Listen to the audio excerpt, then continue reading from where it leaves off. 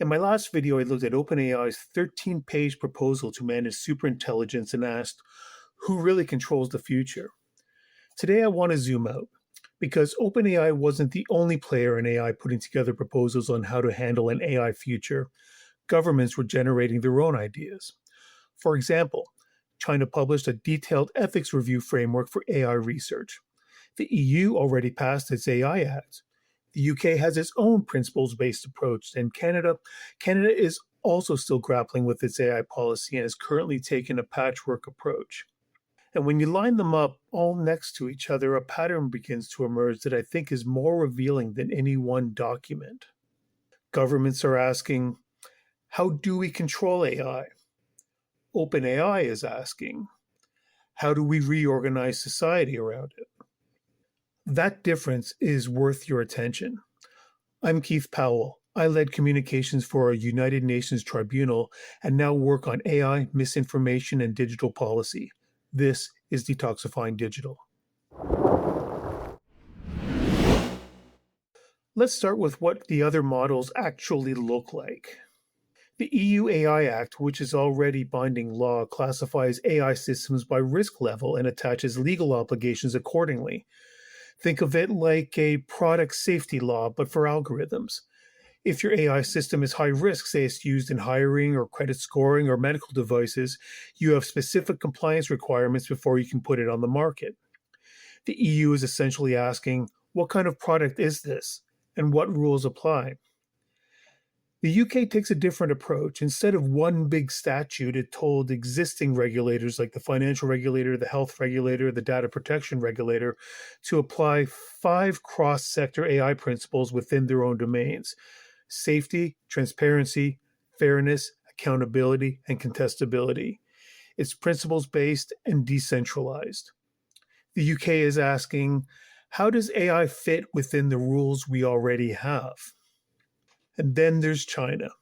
China's document makes for interesting reading, and I don't think it's getting the attention it really deserves. It's not organized around product categories like the EU, nor is it principles applied by existing regulators like the UK.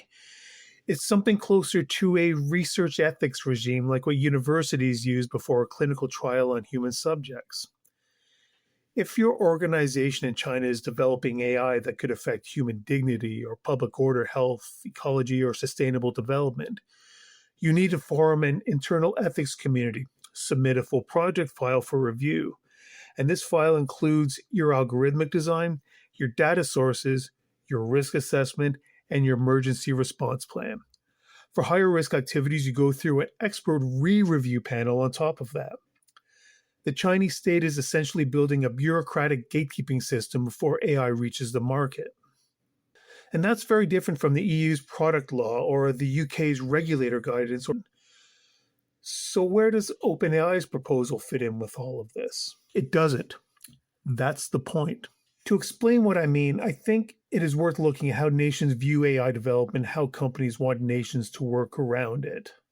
The other frameworks are fundamentally about governance of AI as a thing, like a product or a system. They're asking, how do we make sure this doesn't cause harm?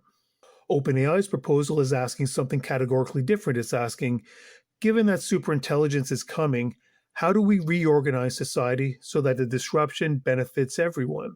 And that's not really a compliance framework the way the nations are thinking about AI regulation. It's more like an industrial policy manifesto.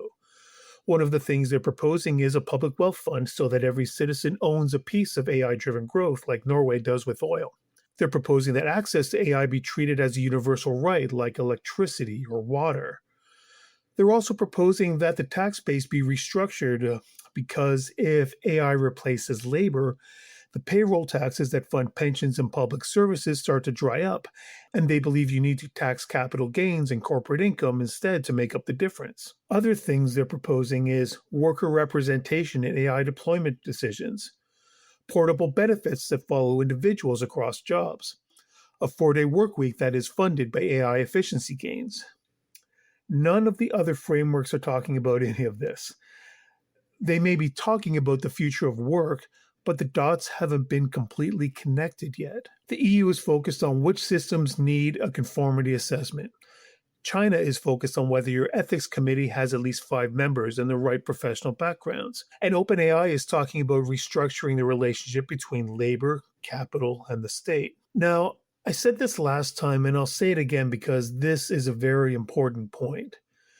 OpenAI is the company proposing all of this. And OpenAI is also one of the companies that would operate within whatever rules get made. Their own document acknowledges the risk that economic gains from AI could concentrate within, and I'm paraphrasing here, a small number of firms, including OpenAI itself. They said that about themselves. So the question isn't whether these ideas are good or bad. Some of their ideas are genuinely good. The question is about who benefits from setting the terms of debate. Because if the conversation about AI governance becomes a conversation about industrial policy and wealth distribution, that's a very different political fight than whether OpenAI's model should pass a pre-deployment safety audit. One of these conversations produces regulations of OpenAI. The other produces a society-wide debate that OpenAI gets to participate in as a thought leader. Now, here's what I think none of these frameworks, OpenAI's included, fully grapple with. The EU model works if you can classify AI systems and regulate them before they reach the market. But what happens when the most consequential AI isn't a singular product? What happens when it's a capability embedded in everything, making millions of small decisions simultaneously, none of which are individually reviewable? The Chinese Ethics Committee model works if AI development is happening in identifiable institutions with clear project boundaries, but open source models don't submit ethics applications. The UK's principles-based approach works if existing regulators have the technical capacity to apply those principles, and most of them don't, at least not yet. And OpenAI's vision, the public wealth fund, the restructured tax base, works if you have decades to transition and extraordinary political will. The proposal itself says the transition to superintelligence is not a distant possibility. It's already underway. So the frameworks built for our slower moving bureaucratic and political machines may not be ready for the speed of what's coming. So here's what I think. Governments are asking how to control AI. That's a necessary and legitimate question. OpenAI is asking how to reorganize society around AI, and that's a bigger question. And it may also be the more important one about what's actually coming if superintelligence is in fact coming in a few short years. Neither question is sufficient on its own. What's missing is a conversation that combines both, one that is global, democratic, and not led primarily by the companies with the most to gain. I'll link the OpenAI document below along with the other frameworks I've referenced. Read them, form a view, and if you work in a field being affected by this right now, your perspective is the one most absent in these conversations, and that needs to change. If you found this useful, please subscribe to the channel. It really does help me reach people. I'll keep covering this topic as it develops, and please drop your thoughts in the comments. I'd really like to know your take on all of this. Thank you for watching.